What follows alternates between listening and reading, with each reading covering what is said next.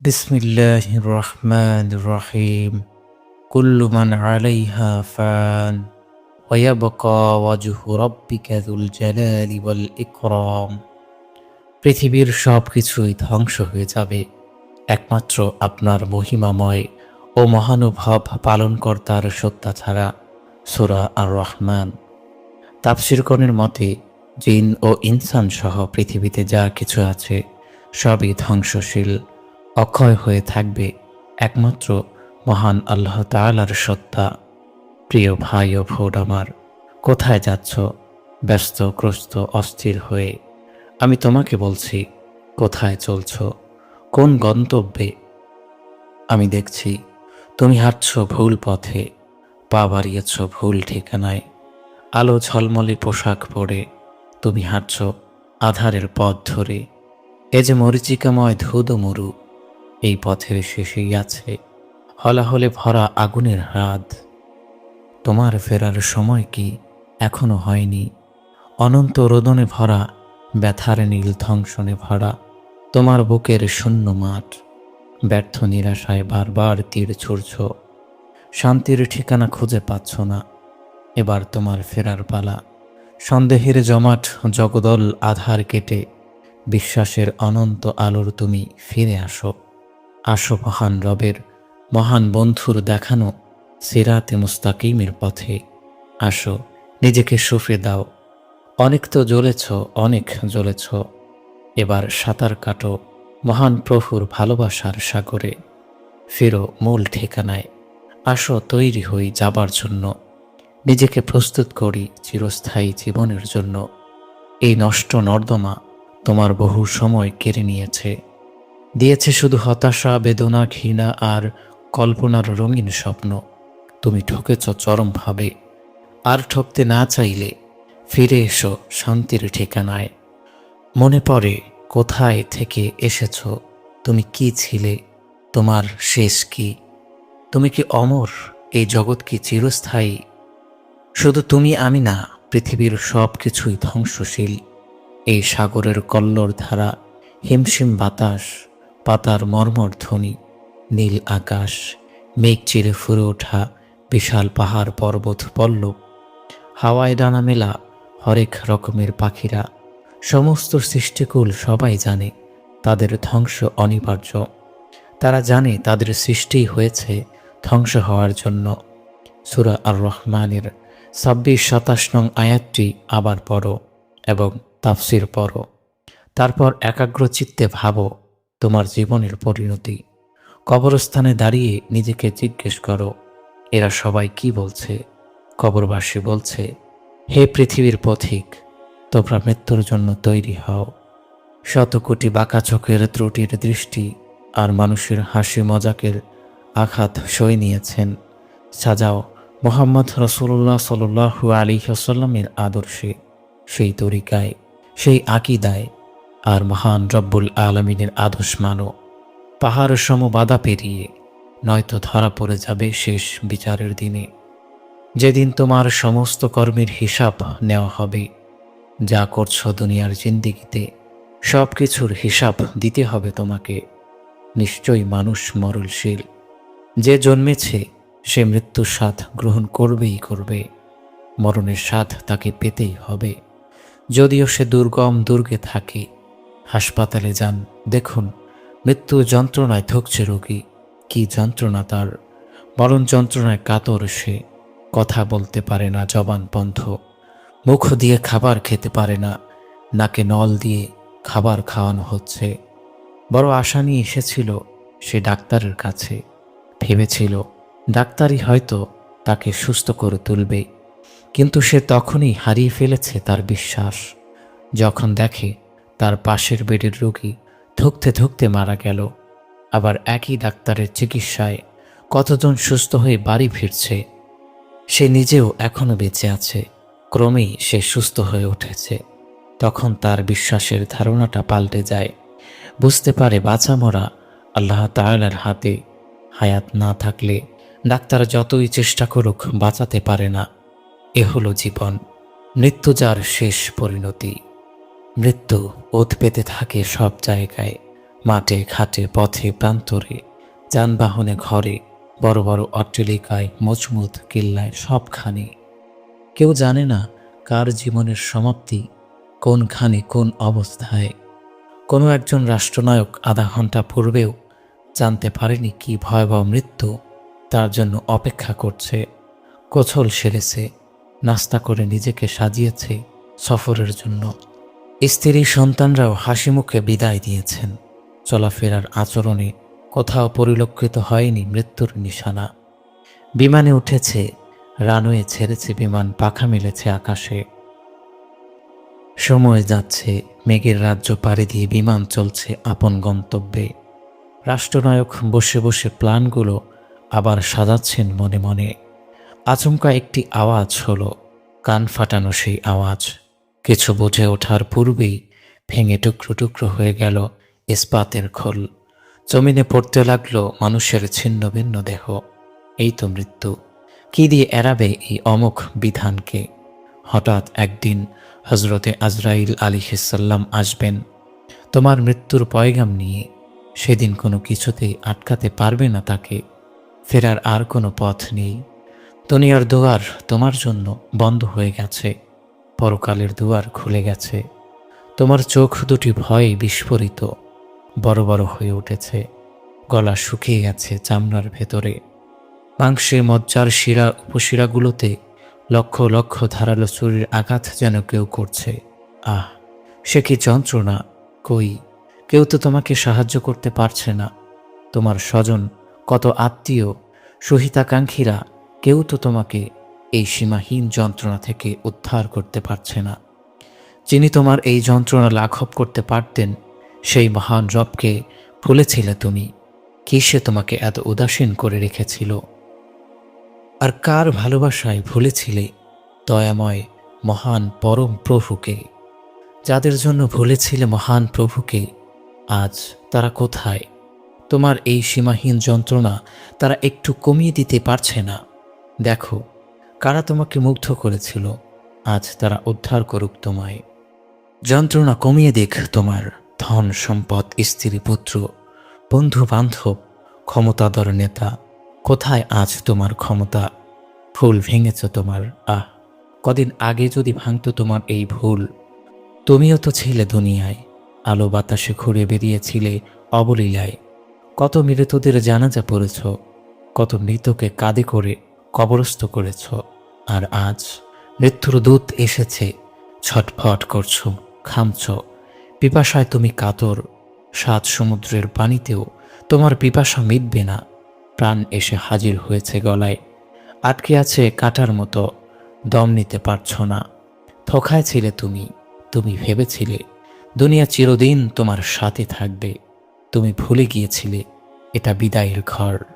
প্রিয় ভাই ও বোন আমার, আমরা দুনিয়ার সামান্য যশ খ্যাতি পেয়ে খুব খুশি হই, সম্পদ পেয়ে খুশি হই, মগ্ন হয়ে পড়ি বড় বড় আশা নিয়ে। আরে ভাই, স্বপ্নের ঘরে কল্পনার রঙিন চশমা পরে আমরা আনন্দে বিভোর হয়ে আছি, অথচ মরণ চেপে বসে আছে আমাদের ঘাড়ে। আচমকা আসবে, কেড়ে নেবে জীবনের সব আনন্দ, থেমে যাবে দুনিয়ার সব ব্যস্ততা। রেখে যায় ছেলে মেয়ে বা স্বজন, কেউ বা স্ত্রী। স্বজনরা এতিম, স্ত্রী বিধবা, বাবা মা সন্তান হারা। এক সময় এই দেহ জমিনে মিশে যায়, হাড় মাংস সব জমিন ঘাস করে। শুরু হয় পরকালীন জীবন। এক সময় কবরও নিশ্চিহ্ন হয়ে যায়, ভুলে যায় সবাই। এই তো দুনিয়ার জীবনের স্থায়িত্ব অল্প সময়, মাত্র কয়েক বছর, অথচ পরকালীন জীবনের কোনো সীমা নেই, চিরস্থায়ী সেই জীবন। আল্লাহ আমাদেরকে অনর্থক সৃষ্টি করেননি। প্রিয় ভাই ও বোন আমার, মহান রব্বুল আলামিন পবিত্র কোরআনে কারিমের ভিতরে বলেন, তোমরা কি মনে করেছ যে আমি তোমাদেরকে অযথাই সৃষ্টি করেছি আর তোমাদেরকে আমার নিকট প্রত্যাবর্তন করতে হবে না? সূরা মুমিনুন। সুতরাং এটাই প্রতীয়মান হয় যে মহান রব্বুল আলামিন মানুষকে অযথা সৃষ্টি করেননি, বরং তাদেরকে তিনি এক বিশেষ উদ্দেশ্যে সৃষ্টি করেছেন। একদিন সবাইকে মহান প্রভুর দরবারে উপস্থিত হতে হবে। সেখানে আমরা আমাদের কর্মের প্রতিদান লাভ করব। মন্দ কাজের প্রতিদান মন্দ, ভালো কাজের প্রতিদান ভালোই দেওয়া হবে। মানুষ যেমন আমল করবে আল্লাহ তাআলা তার প্রতি সেরমই আচরণ করবেন। ন্যাক আমল করলে আল্লাহ তাআলার পক্ষ থেকে রয়েছে পুরস্কার, পক্ষান্তরে গুনাহ করলে শাস্তির সম্মুখীন হবে। এটিই হলো প্রতিদান ও প্রতিকারের রীতি। এই পৃথিবীতে মানুষের সকল কর্মকাণ্ড রেকর্ড হয়ে থাকে। আল্লাহ রাব্বুল আলামিনের নিযুক্ত ফেরেশতাগণ সব কিছু রেকর্ড করে রাখেন, আর এই জমিন ও তার উপর ঘটে যাওয়া সব কিছুর সাক্ষী হয়ে থাকেন। তার উপরে যা হচ্ছে সব কিছু সংরক্ষণ করছেন। অতঃপর কিয়ামত দিবসে সেই সকল তথ্য প্রকাশ করবে। এজন্যই জমিনের যেই স্থানে বান্দা বসে ইবাদত করত, তার মৃত্যুর পর সেই অংশটুকু কাঁদতে থাকে, আসমানও কাঁদতে থাকে। ভাই ও বোন আমার, এই জমিনে বসে যা করছো তার হিসাব কিন্তু দিতে হবে। যখন মৃত্যুর মাধ্যমে শুরু হবে নতুন এক জীবনের সূচনা, অতঃপর আল্লাহ রাব্বুল আলামিন মাটির মাঝে হারিয়ে যাওয়া তার অস্তিত্বকে পুনরুজ্জীবন দান করবেন। শুরু হবে চিরস্থায়ী এক জীবনের সূচনা। আল্লাহ রাব্বুল আলামিন পৃথিবীতে মানুষকে একটি নিয়ম প্রদান করেছেন, সেটি হলো মৃত্যুর পর তাদের জন্য আরও একটি জীবন রয়েছে যা চিরস্থায়ী। সে জীবনে কেউ সফল হবে, কেউ ব্যর্থ হবে। যে সফল হবে সে পাবে জান্নাত, যে ব্যর্থ হবে তার স্থান হবে জাহান্নামে। সেদিন কেউ কারো নয়, যার যার নেক আমলগুলো তার জন্য মুক্তির পথ করে দিবে। হজরতে ইমাম হাসান রাদিয়াল্লাহু তাআলা আনহু বলেন, একবার রাসূল আকরাম সাল্লাল্লাহু আলাইহি ওয়াসাল্লাম আম্মাজান হজরতে আয়েশা রাদিয়াল্লাহু তাআলা আনহার কোলে মাথা রেখে শুয়েছিলেন খানিকটা বিশ্রামের জন্য। রাসূলুল্লাহ সাল্লাল্লাহু আলাইহি ওয়াসাল্লাম কিছুটা তন্দ্রাভাব এসে গেল। বুজে আছেন দুটি চোখ। এমন সময় চমকে উঠলেন প্রিয় নবী সাল্লাল্লাহু আলাইহি ওয়াসাল্লাম, কারণ তার পবিত্র চেহারায় উঞ্চ পানির ছোঁয়া। চোখ মিললেন প্রিয় নবী সাল্লাল্লাহু আলাইহি ওয়াসাল্লাম। অবাক কণ্ঠে জিজ্ঞেস করলেন, আয়েশা, তুমি কাঁদছো কেন? পরকালের কথা মনে করে কাঁদছিলাম হে আল্লাহর নবী। আচ্ছা, সে সময় আমাদের কথা কি আপনার মনে থাকবে? বললেন হজরতে আয়েশা রাদিয়াল্লাহু তাআলা আনহা।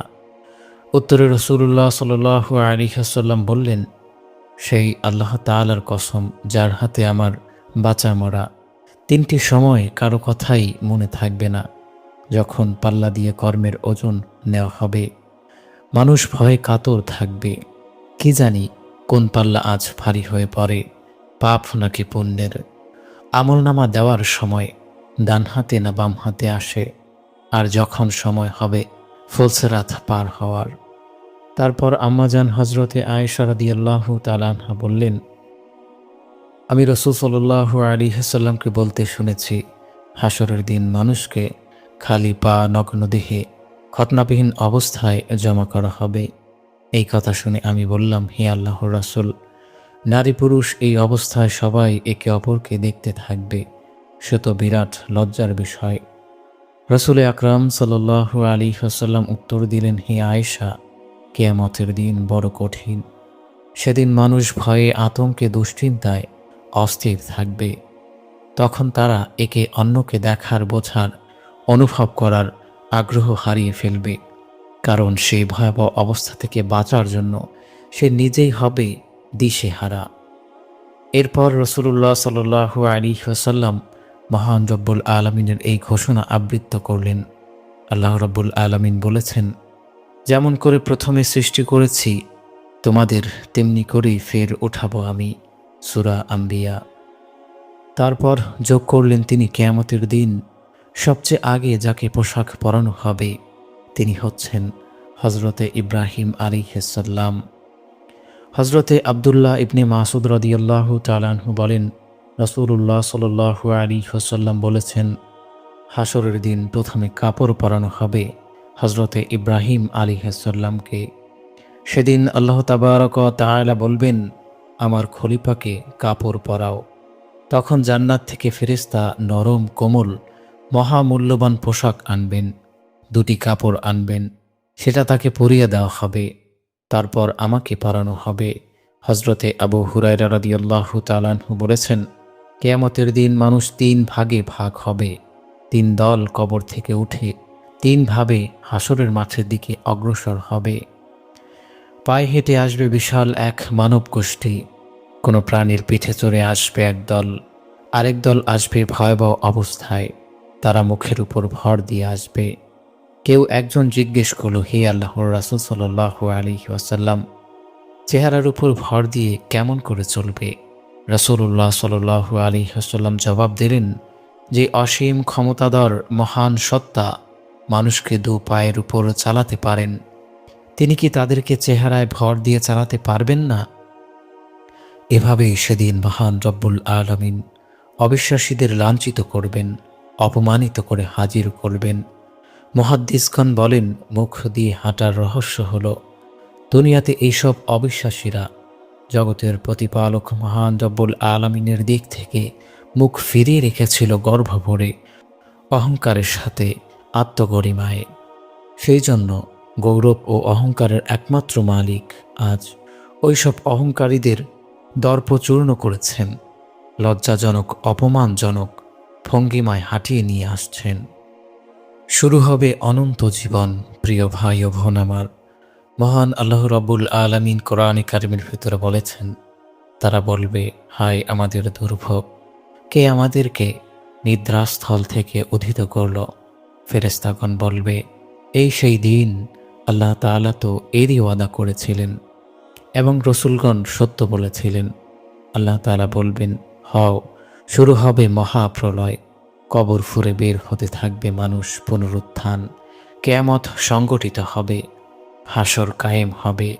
চিরপরিচিত সেই পৃথিবী নেই, নেই মাটির জমিন, হাওয়া পানি নেই, নেই নীল রঙের সুন্দর আকাশ, চাঁদের আলো ভরা কোমল মায়াময় রাত, নেই মেঘে ঢাকা কালো রাত্রি, নেই তারায় তারায় সজ্জিত ঝলমলে আকাশ। সূর্য তার পরিচিত রূপে নেই, অন্য রূপে বহুগুণ বেশি তেজ নিয়ে মাতার আধ হাত উপরে সূর্য। পর্বতমালা নেই, সাগরের উর্মিমালা কোথায়? নেই প্রশান্ত আটলান্টিক মহাসাগর, কোথায় মরু সাহারা? নেই কিছুই, সব সমতল। যেদিকে চোখ যায় শুধু সমতল ভূমি, নেই হিমালয়, নেই সিনাই উপত্যকা, কোথাও নেই কোনো পাহাড়ের বা টিলার ছিটে ফোটাও। এই এক অচিন পৃথিবী, অচিন জগৎ, অন্যরকম বিস্ময় জাগানো এক জগৎ। নেই শব্দ, রং রূপ গন্ধ স্বাদ, আবহাওয়া সব অচেনা বিস্ময়কর। হজরতে আবদুল্লাহ ইবনে ওমর রাদিয়াল্লাহু তাআলা আনহু বলেন, রাসূল আকরাম সাল্লাল্লাহু আলাইহি ওয়াসাল্লাম বলেছেন, হাসরের দিন জমিন চৌচির হবে, সবার আগে আমাকে বের করা হবে। তারপর আবু বকর ও ওমর রাদিয়াল্লাহু তাআলা আনহু বের হবেন। তারপর আমরা যাব জান্নাতুল বাকিতে। ওখানের কবরগুলো খুলে বের হয়ে আসবে সবাই। ওরা আমাকে পাবে। আমি অপেক্ষা মক্কাবাসীদের জন্য। তারাও এসে পড়বে। আমি মক্কা ও মদিনার মধ্যস্থলে এসে পৌঁছাব। সব ঈমানদার আর বেঈমান কবর থেকে বের হয়ে আসবে। সিংহায় দ্বিতীয়বার ফুঁক দেওয়ার সাথে সাথে যাদের পুড়িয়ে ছাই করা হয়েছিল, সমুদ্রে ডুবে মরেছে, হিংস্র পশু খেয়ে ফেলেছে, তাদের আত্মাগুলোকে নতুন শরীর দেওয়া হবে। হাজির হবে সবাই এ হাসরের ময়দানে। হাসরের দিন বড় কঠিন দিন। আল্লাহ রাব্বুল আলামিন বলেন, যেদিন চৌচির হয়ে ফেটে যাবে জমিন আর প্রতিপালক নেমে আসবেন ফেরেশতাদের সাথে। সূরা ফাজর। আল্লাহ সুবহানাহু ওয়া তাআলা সূরা মাআরিজে বলেন, যেদিন তুমি কবর থেকে বেরিয়ে আসবে দ্রুত গতিতে। আল্লাহ সুবহানাহু ওয়া তাআলা সূরা ইয়াসিনে বলেন, যখন সিংহায় ফুঁক দেওয়া হবে আর দলে দলে মানুষ তার প্রভুর দিকে ফিরে আসবে। মহান আল্লাহ রাব্বুল আলামিন সূরা ইয়াসিনে বলেন, তারা বলবে, হায় কি বিপদ, কে ঘুম থেকে ওঠালো আমাদেরকে? জবাব আসবে, দয়ালু আল্লাহ তো এরই ওয়াদা করেছিলেন আর সতর্ককারীরা সাবধান করেছিলেন ঠিকই। তারপর আল্লাহ রাব্বুল আলামিন বলেন, হে মানুষ, ভয় করো তোমার প্রতিপালক প্রভুকে। নিশ্চয়ই সেদিন বড় ভয়ঙ্কর, যেদিন প্রবল ভূমিকম্প হবে। সূরা হজ। আল্লাহ সুবহানাহু ওয়া তাআলা সূরা হজের 2 নম্বর আয়াতে বলেন, সেদিন তোমরা অবশ্যই দেখতে পাবে যে দুধ পানকারিণী মা ভুলে গেছে তার বাচ্চাকে, আর প্রত্যেক গর্ভবতী গর্ভপাত করবে। মানুষকে তুমি দেখবে মাতাল হয়ে আছে, আসলে তারা মাতাল নয়, বরং মহান আল্লাহ তাআলার শাস্তি বড়ই কঠিন। এই আয়াত নাজিল হয়েছিল যাত্রাপথে। রাসূলুল্লাহ সাল্লাল্লাহু আলাইহি ওয়াসাল্লাম এই আয়াত উচ্চস্বরে তেলাওয়াত করে শোনান। সফরের সাথী সাহাবায়ে কেরাম আজমাইনগণ সেই আওয়াজ শুনে এক স্থানে জড়ো হলেন। রাসূলুল্লাহ সাল্লাল্লাহু আলাইহি ওয়াসাল্লাম সবার উদ্দেশ্যে বললেন, তোমরা কি জানো কবে হবে সেই ভূমিকম্প? সাহাবায়ে কেরাম আরজ করলেন, আল্লাহ ও তার রাসূলই ভালো জানেন। রাসূলুল্লাহ সাল্লাল্লাহু আলাইহি ওয়াসাল্লাম বললেন, এটা তো ওই দিন হবে যেদিন আদম আলাইহিস সালামকে আল্লাহ তাআলা বলবেন, যারা জাহান্নামে যাবে তাদেরকে ওঠাও। আদম আলাইহিস সালাম জিজ্ঞেস করবেন, কারা জাহান্নামে যাবে? জবাব আসবে 1999 জন। রাসূলুল্লাহ সাল্লাল্লাহু আলাইহি ওয়াসাল্লাম বললেন, এই দিন একটার পর একটা আতঙ্ক আর ছটকায় বালকেরা বুড়ো হয়ে যাবে, গর্ভবতী নারীর গর্ভপাত হয়ে যাবে। এই শুনে হজরতে সাহাবায়ে কেরাম রাদিয়াল্লাহু তাআলা আনহু আজমাইন হয় কাতর হয়ে বললেন, হে আল্লাহর রাসূল, আমাদের মাঝে তাহলে কারা মুক্তি পাবে? রাসূলুল্লাহ সাল্লাল্লাহু আলাইহি ওয়াসাল্লাম বললেন, দুশ্চিন্তা করো না, তারা হচ্ছে ইয়াজুজ মাজুজ, এরা 1000 আর তোমরা 1 জন। আশ্বস্ত হলেন হজরতে সাহাবায়ে কেরামগণ। প্রিয় ভাই ও বোন আমার, কোরআনে কারিমে আল্লাহ রাব্বুল আলামিন বলেছেন, সেদিন আল্লাহ তাআলা পাপীদেরকে তার কাজের কারণে সাজা দিবেন, আর সৎ কর্মকারীদেরকে নেক কাজের জন্য পুরস্কার দিবেন। সূরা নাজম। হাসরের মাঠ কায়েম করার মাকসাদ হলো নেককারদের দুঃখ কষ্ট শেষ করে আসল ঠিকানা জান্নাতে পৌঁছে দেওয়া, আর পাপীদের আশা ভরসা, স্বপ্ন বাহাদুরি, ক্ষমতার দাপট, অপরাধ অবিচার শেষ করে তাদের আসল গন্তব্য জাহান্নামে পৌঁছে দেওয়া। আল্লাহ সুবহানাহু ওয়া তাআলা সূরা কাফে বলেন, যেদিন আমি পাহাড়গুলোকে চালাতে শুরু করব, সেদিন আপনি দুনিয়াকে দেখবেন একটা খোলা মাঠ, আর ওখানে আমি জড়ো করব তাদেরকে, কাউকেই ছাড়ব না। আজ দুনিয়াতে মানুষ স্বাধীন, যা ইচ্ছা সে করতে পারে। আল্লাহ তাআলা কিছু সময়ের জন্য তাদেরকে ছাড় দেন। ক্ষণস্থায়ী এই জগতে মানুষকে আল্লাহ রাব্বুল আলামিন কিছু জিনিস করতে নিষেধ করেছেন, আর কিছু কাজ করতে আদেশ দিয়েছেন। মানুষ স্বাধীনতা পেয়ে আল্লাহ তাআলার আদেশ নিষেধের মর্যাদা দেয়নি। দুনিয়ার সামান্য জীবনে একটু কষ্ট স্বীকার করে অনন্তকালের সুখ স্বাচ্ছন্দ্য আল্লাহ তাআলার রেজামন্দি হাসিল করতে পারেনি। দুনিয়ার ভোগবিলাসে মত্ত হয়ে নিজের খুশি মতো যা ইচ্ছা তাই করছে। আল্লাহ তাআলা ছাড় দিয়েছেন, কিছুই বলেননি। আশায় ছিলেন বান্দা ক্ষমা চাইবে, তওবা করবে, অনুতপ্ত হবে।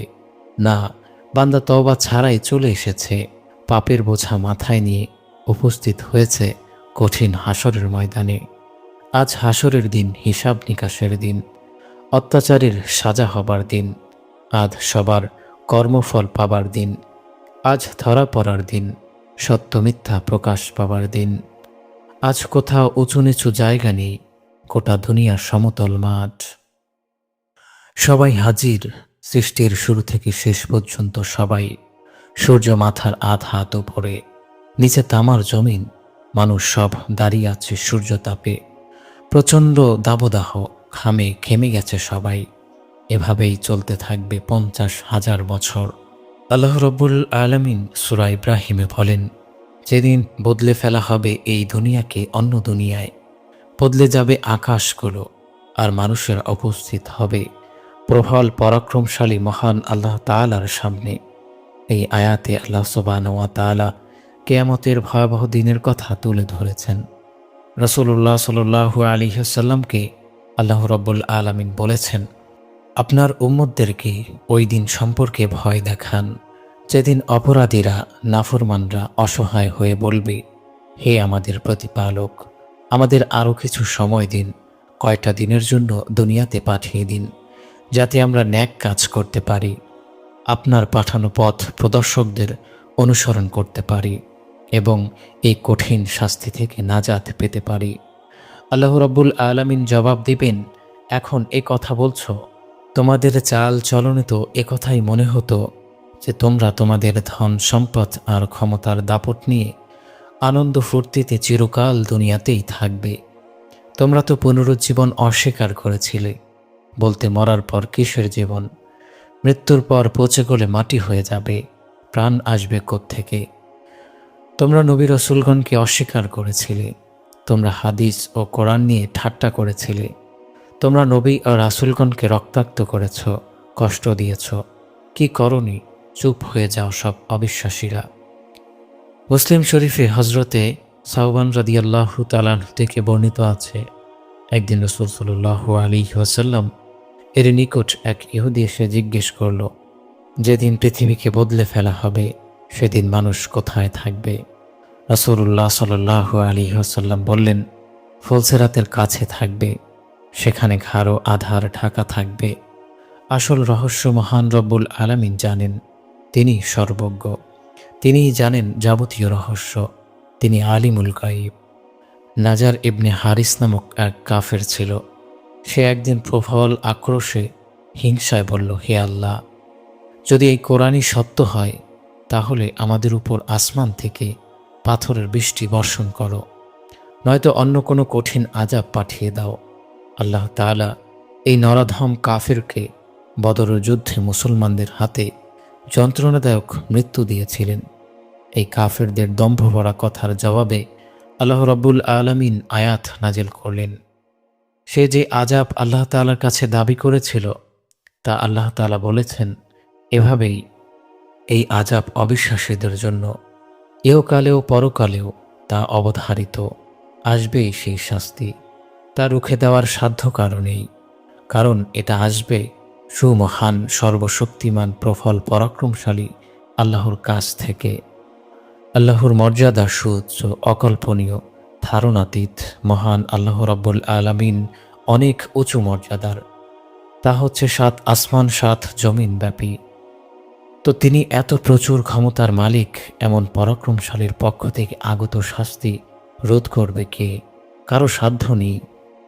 সেদিন হলো মহাশাস্তির দিন, যে দিনটি হবে ৫০,০০০ বছরের সমান। হজরতে আবু সাঈদ খুদরি রাদিয়াল্লাহু তাআলা আনহু বলেন, সাহাবাই কেরাম রাদিয়াল্লাহু তাআলা আনহু রাসূল সাল্লাল্লাহু আলাইহি ওয়াসাল্লামকে প্রশ্ন করলেন, সেই দিনটি কত বড় হবে হে আল্লাহর রাসূল? রাসূলুল্লাহ সাল্লাল্লাহু আলাইহি ওয়াসাল্লাম বললেন, যার হাতে আমার প্রাণ, তার কসম করে বলছি, সেই দিনটি মুমিন ও ঈমানদারদের জন্য একটা ফরজ নামাজের চেয়ে কম সময় মনে হবে। কেউ কেউ বলবে, ফজরের ২ রাকাত সুন্নত পড়তে যতটুকু সময় লাগে ততটুকু হবে। ৫০,০০০ বছরের মতো দীর্ঘ হবে অবিশ্বাসীদের কাছে, কারণ এখান থেকেই তাদের শাস্তি শুরু হবে। ইয়া নাফসি ইয়া নাফসি, প্রিয় ভাই ও বোন আমার, মহান আল্লাহ রাব্বুল আলামিন পবিত্র কোরআনে কারিমের ভিতরে বলেন, সেদিন আমি মুত্তাকিদেরকে দয়াময়ের কাছে অতিথি হিসাবে একত্রিত করব, আর পাপিষ্ঠদেরকে জাহান্নামের দিকে তাড়িয়ে নেব। সূরা মারিয়াম। এই আয়াতের তাৎপর্য বর্ণনা করতে গিয়ে কোনো মুফাসসিরগণ বলেন, হে মানুষ, কোথায় দৌড়াচ্ছ? থামো, এই তো কিয়ামত এসে গেল বলে। হয়তো আগামীকালই তোমাদেরকে হাসরের ময়দানে জড়ো করা হবে। তোমরা চারদিক থেকে দলে দলে হাজির হবে। তোমরা দাঁড়াবে মহান কাহ্হার, জব্বার, রহমান, রহিম মহান আল্লাহ তাআলার সামনে। সেদিন প্রতিটা কাজ সম্পর্কে জিজ্ঞেস করা হবে তোমাকে, পার পাবে না, হিসাব দিতেই হবে অক্ষরে অক্ষরে। তোমার আমল যদি ভালো হয় তবে পাবে মুক্তি, যদি তোমার আমল মন্দ হয় তবে তোমার দুঃখের শেষ নেই। অগণিত মানুষ জড়ো হয়েছে সব বনি আদম। আজ তারা দিশেহারা, আজ বুঝতে পেরেছে কি ভুল করে এসেছে তারা, কোথায় এসেছে। বুঝতে পারছে অল্প সময়ের দুনিয়ার জীবন সব বরবাদ করেছে সে। আসলে তো দুনিয়াতে সে একদিনও ছিল না, মনে হচ্ছে এক পলক ছিল মাত্র। সেদিন পাপীদের একত্রিত করা হবে, ওদের চোখ হবে নীল রঙের, দেখবে ভয়ঙ্কর কুৎসিত। তারা নিজেদের মধ্যে আলোচনা করবে, বলবে, আমরা দুনিয়াতে কদিন ছিলাম? উত্তরে নিজেরাই বলবে, মনে হয় 10 দিন। তারা হাসরের মাঠের সীমাহীন দুঃখ কষ্ট দেখে দিশেহারা হয়ে যাবে, বলবে সর্বনাশ, এ তো অনন্তহীন সময় ধরে এখানে দাঁড়িয়ে আছি, এর তুলনায় দুনিয়ার জীবন তো মাত্র 10 দিনের মনে হচ্ছে। এই কথা শুনে তাদের মধ্য হতে একজন বুদ্ধিমান জ্ঞানী বলবে, কোথায় 10 দিন, আমি তো বলছি মাত্র 1 দিন ছিলাম ওখানে। সেদিন বড় কঠিন অবস্থা হবে সবার, মহাবেদনায় মহাবিপদ হাসরের দিন। কি হবে ফয়সালা? পাপীরা বুঝে যাবে তাদের পরিণতি, নিজ হাতে কামাই করা কর্মফল তার আজ যাবে জাহান্নামে। ওহ কি বেদনার, কি ব্যথার! ওই সুন্দর চোখ জোড়া পূর্বে আগুনে, ওই ঘন কালো কোকড়ানো চুল পূর্বে আগুনে, সুন্দর অপরূপ দেহখানা পুরে ছাই হয়ে যাবে। তারা বুঝবে আর আফসোস করবে, হায় মানুষ, সামান্য কয়টা দিনের জন্য চিরস্থায়ী জীবনকে বরবাদ করলে। সামান্য কয়টা দিন যদি ধৈর্য ধরতে, যদি ফিরে আসতে, যদি মানতে আল্লাহর হুকুম আহকাম, যদি করতে নিজেকে আল্লাহ রসুল সাল্লাল্লাহু আলাইহি ওয়াসাল্লামের আদর্শে, যদি কাঁদতে আল্লাহর ভয়ে, এক ফোঁটা জল যদি পড়তো তোমার চোখ থেকে, তুমি মুক্তি পেতে, তাহলে তুমি হেরে গেছো তোমার চাকরের কাছে। সে তোমার ফরাইজ করেও আল্লাহকে ডেকেছে, তোমার কাজ করেও সে তার মহান মালিককে সামনে সেজদা করতে ভুলেনি। সে জিতে গেছে, ওই দেখো সে চলে যায় জান্নাতে। তুমি হেরে গেছো, এখন বুঝি আবার পৃথিবীতে ফিরে যেতে চাইছো সেই ক্ষণিকের দুনিয়ায়। কদিন ছিলে সেখানে, কদিন বলো? এখানকার হিসাবে 1 দিনও না, তার চেয়েও কম। এখন এখানে দাঁড়িয়ে তো আছো 50,000 বছরের সমান একদিনে, দাঁড়িয়ে আছো অনন্তকাল ধরে এই অবর্ণনীয় অপমানে, সীমাহীন যন্ত্রণায়। এবার মহান আল্লাহ তাআলা বিচারপতি আহকামুল হাকিমিন নজর দেবেন আমাদের দিকে, ক্রোধের সাথে তাকাবেন উপস্থিত বনি আদমের দিকে। তখন মিলেমিশে আছে সব বনি আদম। হায় মানব জাতি, আদম সন্তান, কি করলে, কি করে এলে এখানে? যিনি তোমাদের সৃষ্টি করেছিলেন তাকে চেননি, তাকে মাননি, তার সৃষ্টি দেখে বুঝতে পারোনি কে তোমার স্রষ্টা। তার জমিন দেখে তোমার হৃদয়ে আনুগত্যের চেতনা একবারও জাগেনি। দুনিয়ার বিচিত্র নিপুণ নিখুঁত সৃষ্টি দেখে তাকে বোঝনি। হায় ঠিক তোমার ব্যর্থ জীবন! তুমি ছিলে অহংকারী এক রোখা, দর্প আর অহমিকায় দম্ভে তোমার পা জমিনে পড়েনি। দুদিনের দুনিয়ায় ছিলে বেপরোয়া, আজ কিয়ামতের দিন হাসরের মাঠে তোমার মুক্তির উপায় কি? পালাবার পথও বন্ধ, তাহলে উপায়? আজ আর তোমার কোনো পথ নেই, কোনো পথ নেই, কোনো উপায় নেই, আশ্রয় নেই। হে অবাধ্য, তোমার চিরস্থায়ী ঠিকানা তুমি খুঁজে নিয়েছ, কামাই করছো নিজ হাতে। হাসরের মাঠে অপেক্ষা করছে মানুষ, কখন হিসাব হবে। 50,000 বছর দাঁড়িয়ে থাকা মানুষগুলো, তাদের আর সহ্য হচ্ছে না। সূর্যের এত কাছে দাঁড়িয়ে পড়ছে তারা, এই সীমাহীন কষ্ট। তারা বলবে, আহ, যদি আল্লাহ তাআলা রহম করে আমাদেরকে এই যন্ত্রণা থেকে মুক্তি দিতেন। প্রিয় দর্শক, আজকের মতো এ পর্যন্তই। আপনাদের কাছে আমাদের এই ভিডিওগুলো কেমন লাগে অবশ্যই কমেন্ট বক্সে জানিয়ে দিবেন এবং আমাদের এই চ্যানেলটি সাবস্ক্রাইব করে রাখবেন। আল্লাহ হাফেজ।